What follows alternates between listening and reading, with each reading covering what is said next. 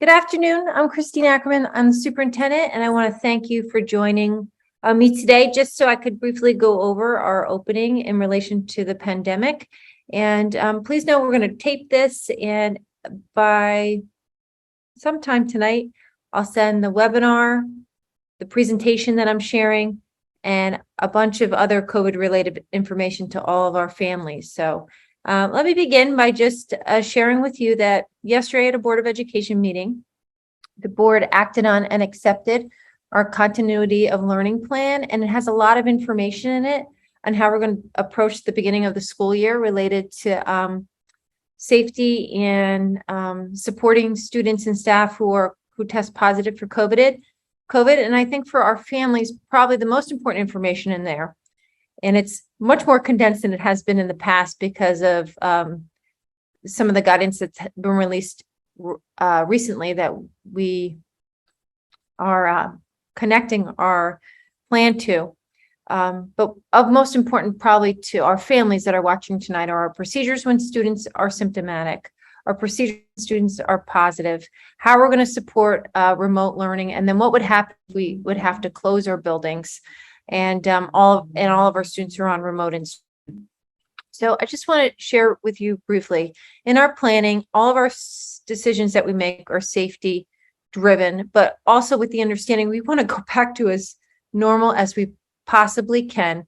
We want to maintain that ability to be able to shift seamlessly to remote instruction should we have to for everybody.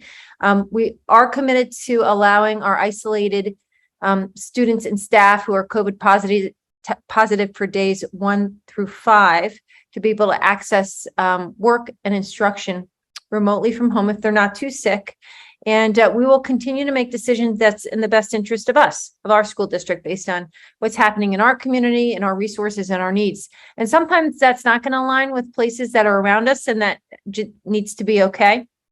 And while we consult with other school districts to hear from them what their thoughts are, I've been really proud of our ability to make decisions based on what we feel like we need to best serve our community. And so what I'm sharing with you tonight really aligns to that thinking. All right, so just to share with our families maybe who are new to the district, or our kindergarten families, so this is their first child, I have a communication space right on the website. So if you go to the homepage and you go to the bottom left, you'll see a COVID-19 CCSD information reminders. And for the year, that's where all of my letters that I sent to you will be. And then we added a section on the side of quick links to help you get information really quickly when you have something going on in your house and you need to send us information through our system. So if you're, and I'll show you in a minute where this is all connected, but if your child's COVID positive, if your child's symptomatic, they're going on an overnight field trip, we have some quick links so you can find where you can submit information to us. We also under that have our notifications that we'll send out weekly. I'll talk about that in a second. And then we have all the external resources that we're using as the basis and foundation for our decision-making process. So every Thursday when school's in session, we're going to continue to send out the aggregate of how many cases are in our district. So this is this week, because we're starting this week. And you'll see on here, if you're new to seeing this, that we have 4 cases in the district. We won't tell you if they're students, staff, we don't go into that, but we will tell you how many are in each. You may decide based on this information that you'd like to test your child. Now, the reason we're doing Thursday instead of Fridays is because if you're making a test choice due to a notice I'm sending to you, it's likely that your child may be asymptomatic.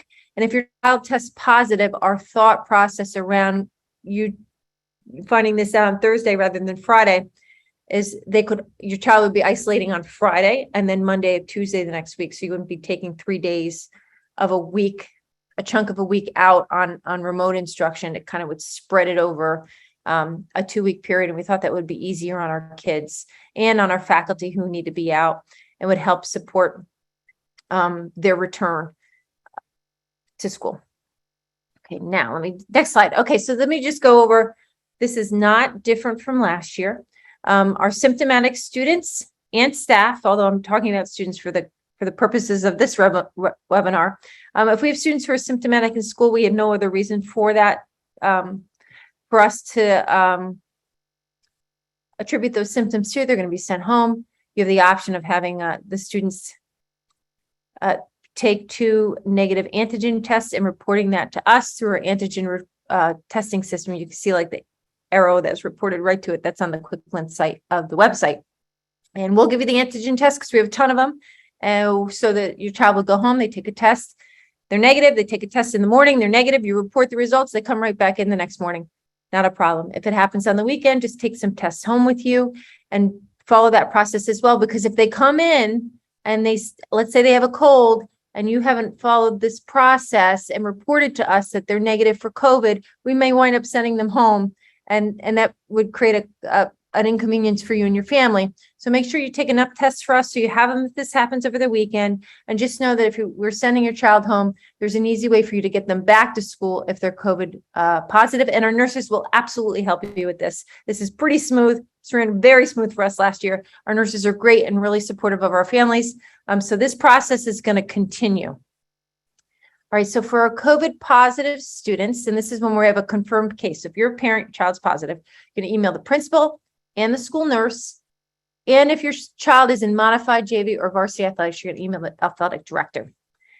Once you tell us your child is positive, then we're going to authorize remote instruction immediately for our students in the middle school and high school. And so your child will be allowed to engage in remote instruction during the isolation period, which is 5 days. Now, the 5 days could be from the day after they test positive, or it might be from the onset of symptoms, so they may not be out for 5 days. So what we ask you to do is go on that attestation form and follow it, because it'll help you determine what the best date is for your child to come back to school. But also understand that if you have any questions, our nurses will help you with that. No problem. So if our students are on remote instruction and they're in the middle and the high school, and they're a middle and a high school student, our teachers will send the Zoom link and they'll just be able to participate in class, and they'll support them in that way. For our K-4 students, we've had a lot of, I don't want to say concerns, but there were a lot of hiccups with supporting students on remote instruction. And so we have a different approach this year for remote instruction to help support our families at home, but also minimize the disruptions that happen in class when we have younger students trying to engage in remote instruction during class, maybe in the same way they would if they were actually in the room. And so this is what our teachers would like us to do moving forward, because I think this would support everybody better. And so this is how we're going to begin the year. So if you're an elementary parent, parent and your child is sick, and you let us know on Monday morning they're sick, they have COVID, then they couldn't begin remote instruction on Tuesday. And what will happen is the teacher will be notified on Monday, so we can get all kinds of supplies ready for your child to work independently at home, because the remote instruction that your child will engage in will be more of an observer during the school day on Tuesday. So our teachers are committed to getting independent work ready and setting up all the software programs that your child will need to be able to support the mini lesson instruction that they'll be viewing the next day at school. We're going to keep kids on mute during the whole lesson, because what was happening is parents and kids were like, they're getting in there, teachers trying to teach, they're saying, parents are talking across each other in the Zoom. It wasn't a good situation. It wasn't a good situation. So kids are going to be muted, and teachers are not going to be able to interact with parents while they're teaching class to the kids who are in the room. But during the lesson, the teachers may make the decision to conference with the kids who are online. They may have the kids online interact in the mini lesson, but they're really going to use their discretion in doing so. And it might depend on how many kids are on Zoom or not. And it'll also depend on what's happening in the class. And you have to know too that while kids are maybe working independently during reading, the camera may be turned off as kids are working online, because what else was happening is kids were like at home, they're eating snacks, they're showing their animals. Kids are like trying to work independently in the classroom, they're looking at but it was like, oh my gosh. But we know there's a lot of value in having kids be able to participate in instruction in some way. And I'm certainly not going to create a different situation where kids at the high school and middle school get to Zoom in and elementary school kids cannot Zoom in. That is not going to be okay. So we just have to figure out how to do it a little bit differently to support the dynamics associated with kids that are so young learning from home. But we're going to do the best that we can. and we're going to support our families the best that we can, but we also got to be cognizant of the kids that are in the room. Now that the isolation period is smaller, then hopefully kids will feel better about this modified experience. Because when we were looking at kids being out for 10 days, it was much more important for us to have like a more robust interaction happening when kids were at home, learning from home. But again, I just want to reiterate, if kids are sick, we don't want them zooming in, whether they're in high school or in elementary school or in the middle school. We don't want our teachers working if they're sick. People need to recover and get better. But we know that because of this required isolation, there are people who are going to be home that feel completely fine. And so that's why we're going to continue operating in this way. Should the isolation requirement be lifted, then this may all shift, but that's not what's happening. And that's not right now. And that's not how we're able to start the year. So right now, this is going to be our approach. All right. So if you're COVID positive, your child, then the nurse is going to be in touch with you, and they're going to send you an email on how to return your child to school. But just for quick notes, you would just complete the attestation form, and then you'll receive clearance from the nurse saying, okay, your child's ready to come back. And again, under that quick links, even though we'll email it to you because we're going to be communicating with you, you can see what that attestation form looks like. You can go through it so you can understand like what kind of questions we're going to be asking you to figure out what the return date is going to be. Okay, now this is a little bit new, so I want to explain a shift. So on days 6 through 10, when staff and students come back, they're required to wear a mask. And for kids in grades K through 8, we'll have them seated 6 feet apart in the cafeteria. High school kids can figure it out on their own. We didn't have a problem with this last year. However, there's now this opportunity to test out of masking after you've had COVID on days 6 through 10. So if your child is coming back in, you have an opportunity to use antigen tests to test out of masking. And so this is the language the Department of Health provided for us. So you can't have a negative antigen test to come back in early from the isolation period.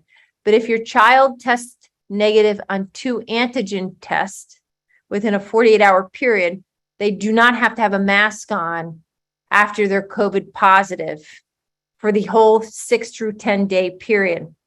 However, the state health department didn't tell us what the first day was that the negative test could be taken. So our doctor, medical director, and I consulted, and we've decided that this is day 6, but we're seeking for some, more clarification from the health department to actually tell us what is the first day that test can be taken to determine what the clearance within that 48 hours period.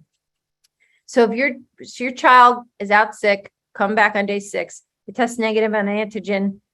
On day 6, 48 hours, they test negative on another antigen. You're going to contact the nurse, and the nurse is going to facilitate the removal of the mask and make sure that people know. So we're not enforcing the mask requirement on your kids since they've tested out of it.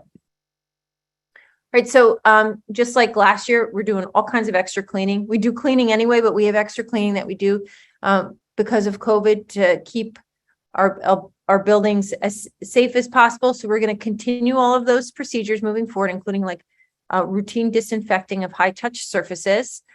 We did air filtration maintenance this summer, just like we did last summer, to make sure that all of our systems were operating and functioning at the highest standards possible.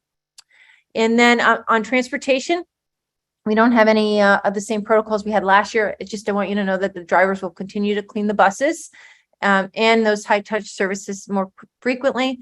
And then just in terms of food services, I reiterated what would be happening if kids are come back in and they're in the cafeteria after having COVID. We have spaces for them to sit. We did this last year. It wasn't a problem. It won't be a problem. We've never had a complaint from a kid. It was never an issue. So we'll continue the same procedures as we did last year. And then I just want to share with you, really, we have an open campus. So I know we have a lot of kids here. So to make sure that we have enough space, we are going to continue to allow 9th through 12th grade to walk off only. 9 and 11 can walk off, 12 can drive.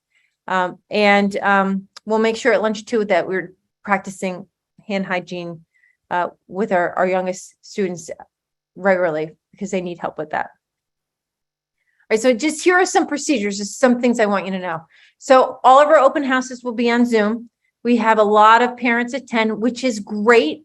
But at this point, since we are still in this period of required isolation, even if people are not symptomatic, and knowing that in some classrooms, we could have more than 50 adults in there during back to school night, we think it's the safest thing for our staff to be facilitating that on Zoom for our families.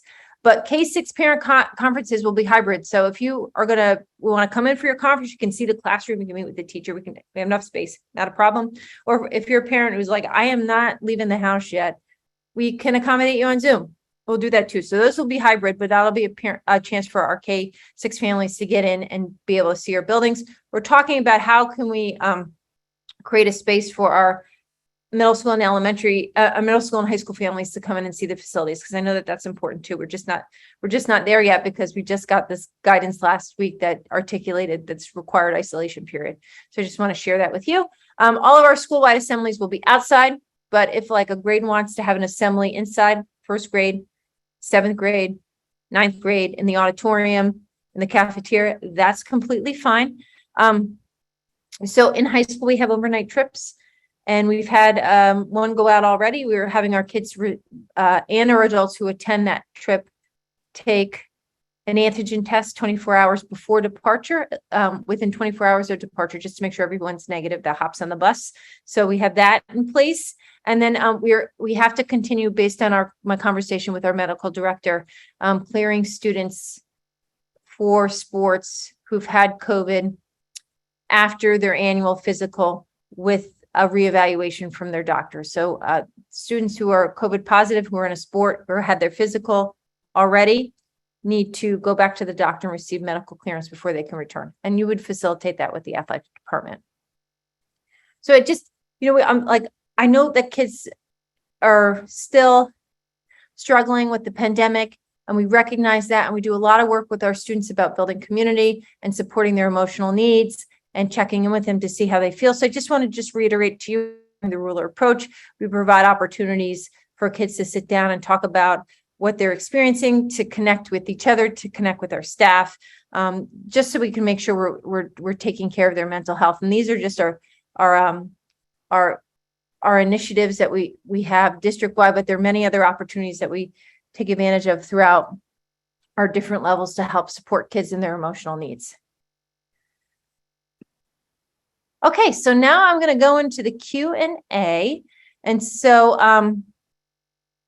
let me see, I have some questions on here. So let me stop my screen share. And so the first question is, what symptoms are going to be flagged to require the antigen tests to stay? So that's a great question. So if you go into the COVID plan, give me 1 second, I'm going to share my screen with you. And this is like the best way to get information when you can't reach one of us. So if you go into our COVID plan, share my screen, and I move down to symptomatic students. So just give me 1 second. Okay. All right, so in the orange here are the symptoms on the New York State Department of Health memo to us that articulate what would qualify as a student who would be symptomatic, what we would need to require the antigen test for them to return to school, or what we would send students home for if we don't have any other reason for these conditions to exist. So I just want to, so if you have a question, this is where it is. It's fever 100 more, cough, sore throat, vomiting, diarrhea. And that's the guidance that we'll be using this year. Let me stop my share. Okay, next is, how come the kindergarten bus practice ride was canceled? We just felt like, listen, COVID is still here. We have cases. There's no need to create an additional opportunity for students to be in an environment where they could potentially spread COVID before the start of the school year. So we made that decision. And I understand that not everyone supports that decision, but that's the decision we made based on the information that we have. Okay, so there's a question about masking and the test out of the mask. So if they take their if you COVID positive, you come back day 6, you could take a negative antigen test, and then 48 hours out later, day 8, you take a negative antigen test. They're both negative. You let the nurse know, mask can come off. Okay, let me see. Oh, yeah, we're going to provide the slide deck to parents after school. I'm not sure what other school districts are doing regarding their back to school nights, but I'm telling you what we're doing, and we're not changing that. Maybe next year when we don't have an isolation period, we can return back to the normal back to school night structure. But I can also tell you there's a lot of school districts not allowing their kids to Zoom in when they're in isolation. So everyone's doing their own thing based on what they feel their community needs. So there's a question about when can we anticipate additional guidance from the New York State Department of Health or the Department of Education? And the answer to that is, I don't know. They release it sporadically. They just released something on the 22nd. I'm not sure if they plan to release anything again. My hope is that in the weeks ahead, they revisit that isolation period, because that's driving a lot of the decision making right now for us in terms of how we're operating. I would really like to see students who have COVID be able to return to school if they don't have symptoms.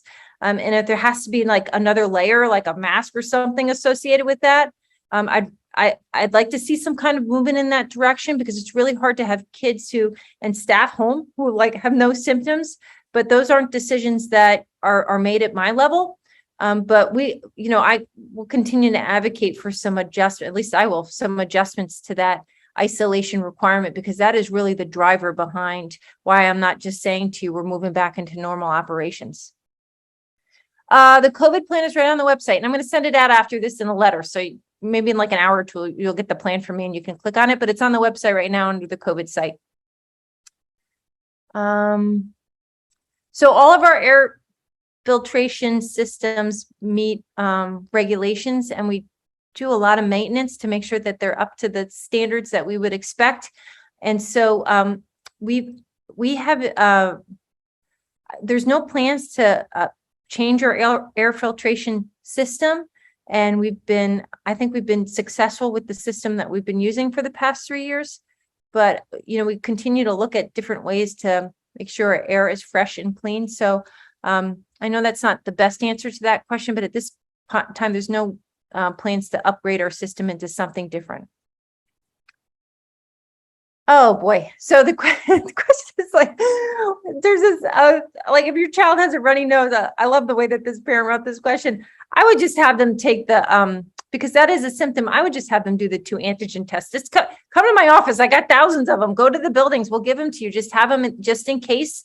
And that way, if you have a child in school and the question comes up, or your child sent to the nurse, you can say, hey, we already followed the protocol, or you can let us know already in advance, so that our nursing team and our teachers know your child is already tested negative. So I'm going to just encourage you to test, to be proactive.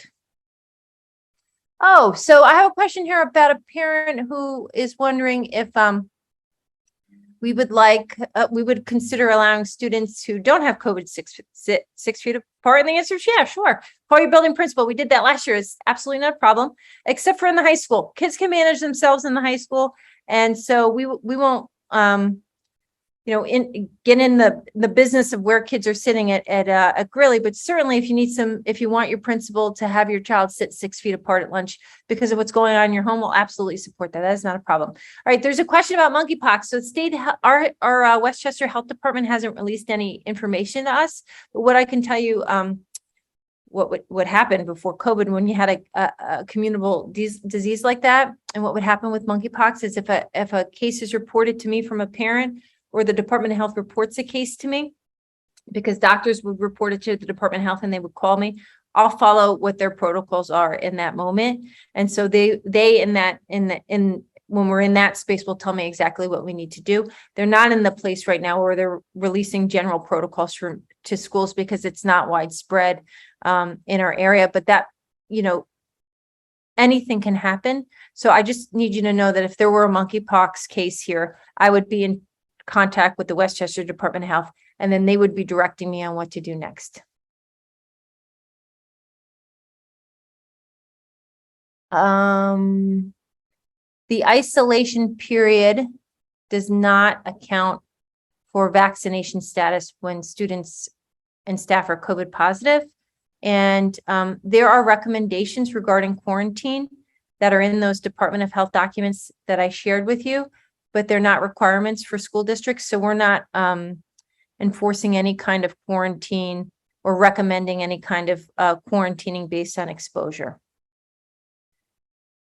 So there's a question about, like, are we looking at case counts when we're determining policies? No. What I'm doing is I'm monitoring our cases weekly and consulting with the medical director if we start to see a cluster emerge to determine next steps. Those questions are really more appropriate for the Department of Health because I'm following their guidance, and their guidance is really loose. But there are certain things that we're required to do, which is isolation days 1 through 5 and masking days 6 through 10. If kids don't test out of that masking requirement, they don't require us to allow for students and staff to work remotely on days 1 through 5. I could just say you're sick and that's it. They don't require us to have Zooms for parent-teacher conferences online. They don't require us to do a lot of things. They don't require us to clean it in a certain way. There's no more requirements other than when you're out, days 1 through 5, you can't come in if you have COVID, you're out, and days 6 through 10, you got to wear a mask unless you test out. The other things we're doing are based on our lived experience in consultation with the medical director and what we believe our community needs based on our students and our experiences here. So if your child's COVID positive and you need access to instruction, the nurse will facilitate that for you with the classroom teacher. There's no, good question. Opero is done. We're not using that. There's no scanning. All those things that we had in place last year are gone that aren't required. So the things that I'm sharing with you right now and that are in our COVID plan are where we're landing. So you're not going to see things like temperature checks, screeners, social distancing in spaces, except for when people are eating inside and we have to keep the distance because they've come back from having COVID. Oh, anyone can wear a mask they want, when they're here with kids, adults, that's up to them, whether they are coming back from COVID or not. That is absolutely not a problem. If you're in a household and your child's negative for COVID, but you're positive, you send your child into school.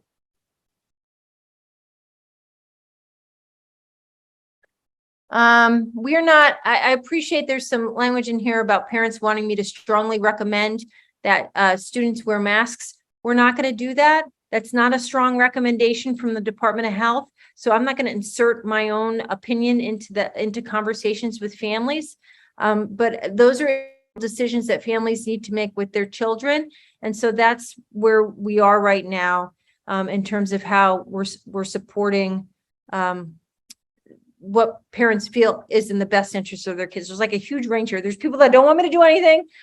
Regular open houses, they want kids to come back if they don't have symptoms. And there's people that want me to go back to where we were at the height of the pandemic. And I completely understand both of those positions. I'm trying to land in the middle because what's most important to me in crafting this plan is that we don't stop instruction. So that's why like, I don't want to have a huge Zoom open house with a whole bunch of people here and then run the risk of our teachers getting COVID. And then I don't want to create a situation where kids are home and they're not learning and they're not sick. So that was like the foundation of building this plan for our district. And that doesn't mean that things are going to be perfect for us because they're certainly not.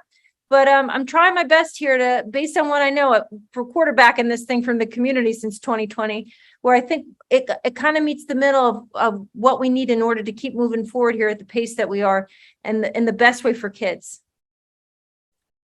So there's a question is if kids are only allowed to be on remote instruction on days 1 through 5, days 6 through 10, kids are supposed to come back to school unless they're sick. If your child is sick on days 6 through 10, they should not be accessing remote instruction. They need to rest. Students who test positive for COVID, can test positive for COVID for 3 months. So even if your child's out on day 1 and they're positive, and day 7 and they're positive, they still can come back on day 7 if they don't have symptoms with a mask on, because they may test positive for 60 days from the first time that they tested positive, or 90.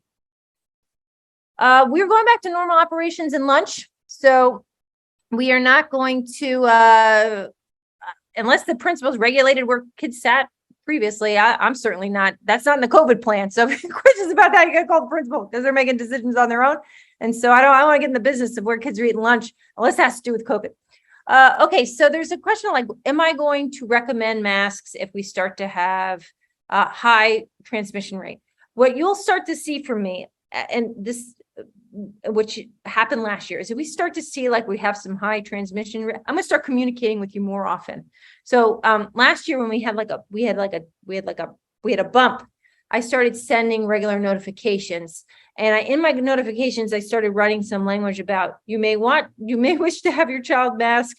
Please understand we have a rise in cases. Please come and get tests. Please come and or I'm encouraging you to test your children. Like, you'll start to see communications from me. But again, like while I totally appreciate this, I am trying to run the district and represent everybody.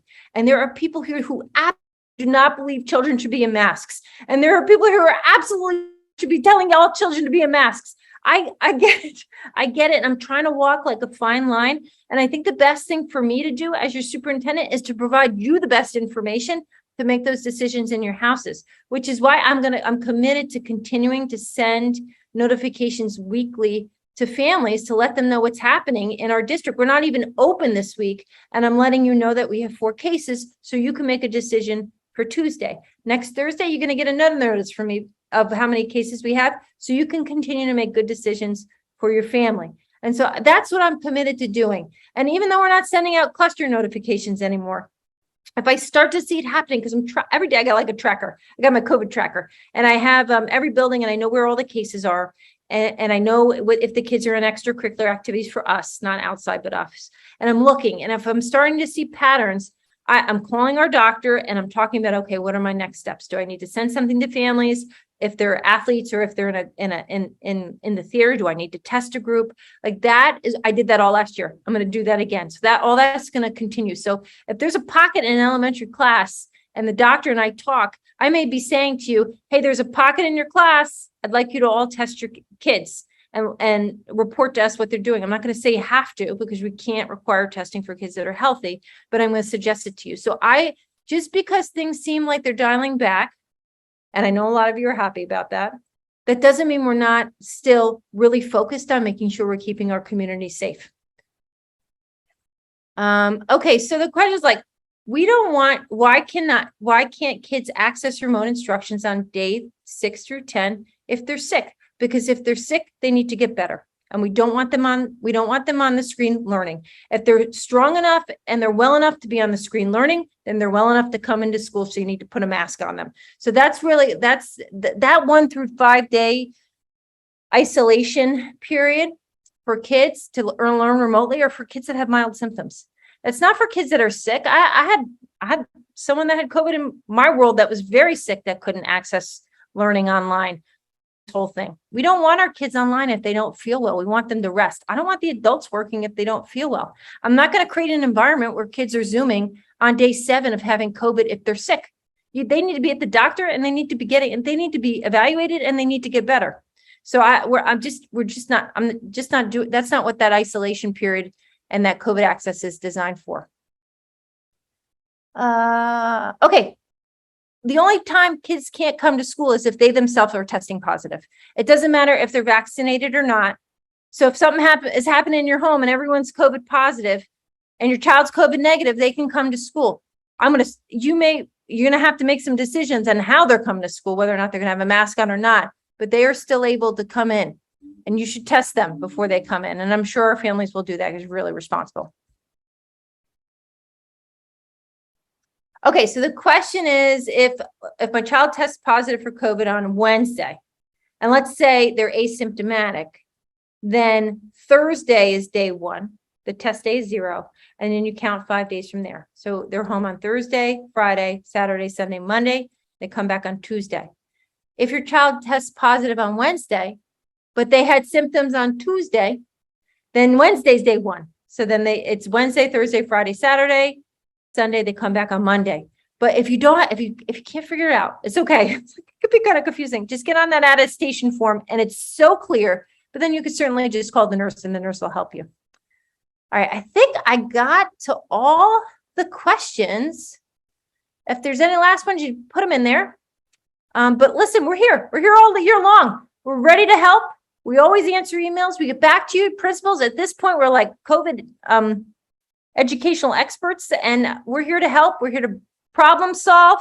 We're constantly reevaluating ourselves if we need to make good decisions for this community. But we'll continue to work hard for you. We will, because our kids deserve it. And I appreciate everyone's patience and understanding. And I especially, quite frankly, appreciate the fact that everyone understands that everyone's not on the same page. I'm just trying to land in the middle in a way that makes as many people possible comfortable, especially our students and the staff who are here every day.